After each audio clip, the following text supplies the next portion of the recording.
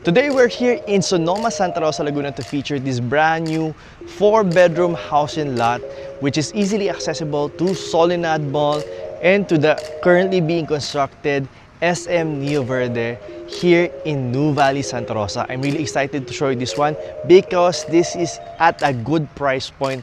Kaya samahan nyo kami sa house tour na to. Before we proceed with the house tour, let me invite you to subscribe on our channel and click on the notification bell para ma-update ka whenever we release new videos. You can also go on our social media accounts. We have our Facebook, Instagram, and meron na rin pa kaming TikTok. You can visit us there. And for property listings, we have our website, liveinthesouthph.com. Nandyan po ang aming mga binibenta. This property sits in a lot area of 150 square meters and a floor area of 183 square meters, 4 bedrooms. You have 3 toilet and bath and 1 powder room. And let's begin the house tour with the exterior tour of the property.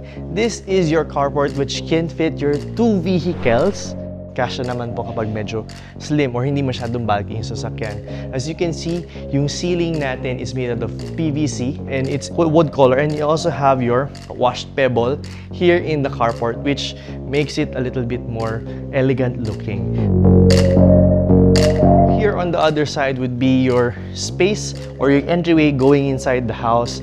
And nandyan na rin po yung ating provision for your landscape garden. You can actually put more plants there to make the house more calming and more welcoming. If ever you have guests or if you want to go inside the house na medyo mas relaxing, put plants there. Or you can put or add an additional water feature. Now here on the other side, with a direct access from the carport would be your lanay. So yung lanay natin maluwag siya, so it's very spacious. You can put a lot of things here, big. You can put siguro a 6-seater outdoor dining set, couch if you like, if you really like to entertain guests, or if you're the type who likes to spend a little more time outside and sit down outside, read outside, eat outside. This is a good space for you. Meron na rin siyang overhang na bubong dyan to protect you from the weather conditions. Now, so I'll move a little bit further here on this side of the house. This is your back part. Yung back part natin, typically it's a dirty kitchen. So ito, dirty kitchen na siya. You already have a space for your laundry or your washing machine. Nandiyan na rin yung socket natin. So dito rin sa likod is an access door going inside the house. So let's tour the inside of the property.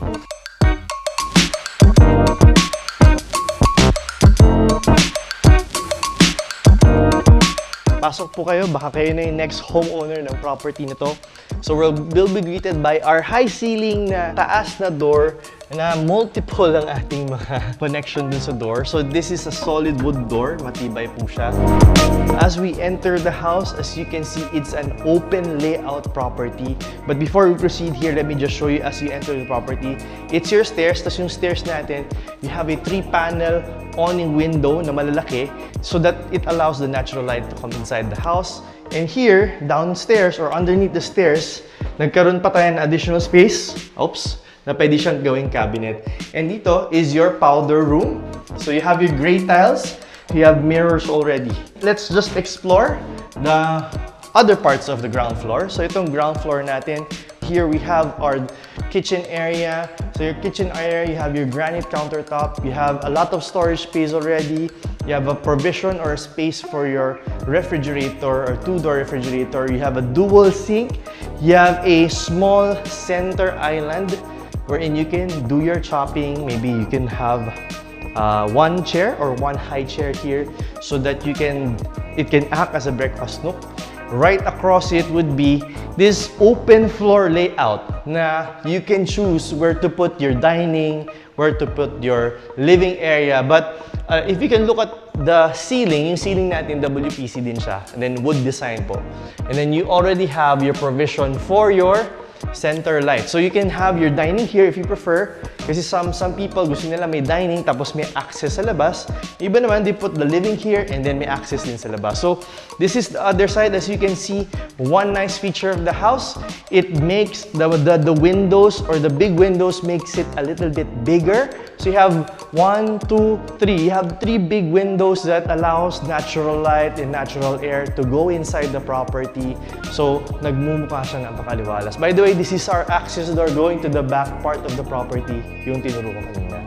Now here on the ground floor, we have yung first bedroom natin. So yung first bedroom natin, it's just small in size. So it depends on you how you would utilize this. It can be an office, a library, a storage room, or this can be an elderly room. It depends on you. But what's nice about this one is meron din siyang sariling toilet and bath. It's a good size toilet and bath, especially if it's for guests or siguro kung pang-office siya, okay na rin siya.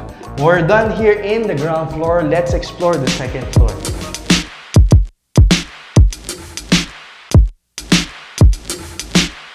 As you can see, ang aliwalas din ulit dito sa second floor because on this side, or where the camera is, nandyan po ang ating 4-panel sliding door which allows a lot of natural light. And if bubuksan nyo siya, papasok po yung natural breeze ng hangin natin. So, let's explore this area.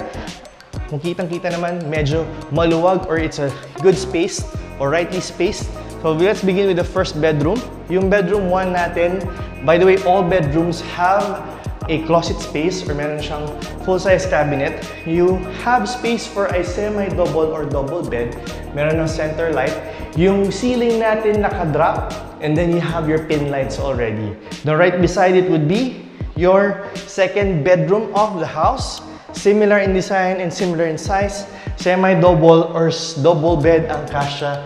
You have your cabinet and you have your drop ceiling, center light, and your LED lights. Now, for these 2 bedrooms, they're going to be sharing this common toilet and bath right beside bedroom 2 of the second floor. Gray finish or gray tile siya. You have your cabinets for your sink, glass enclosure, and then main niche na siya.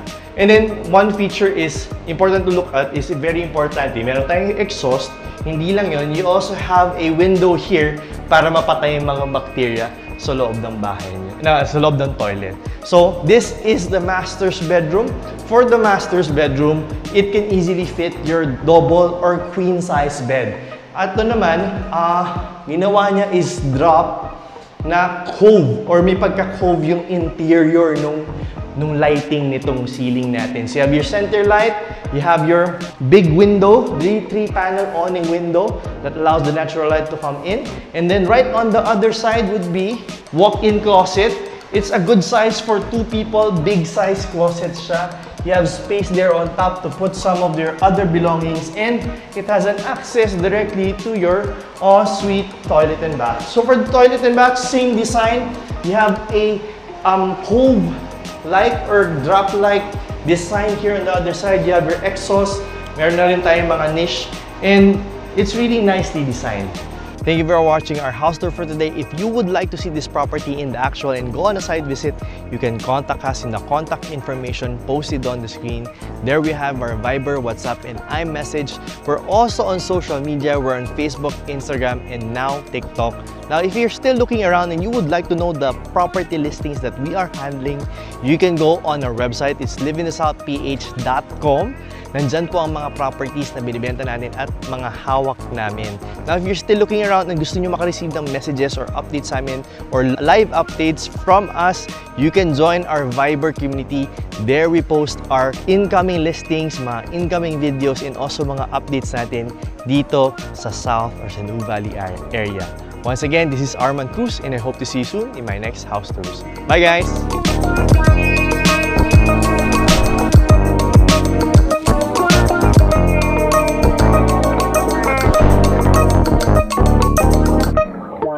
Wow.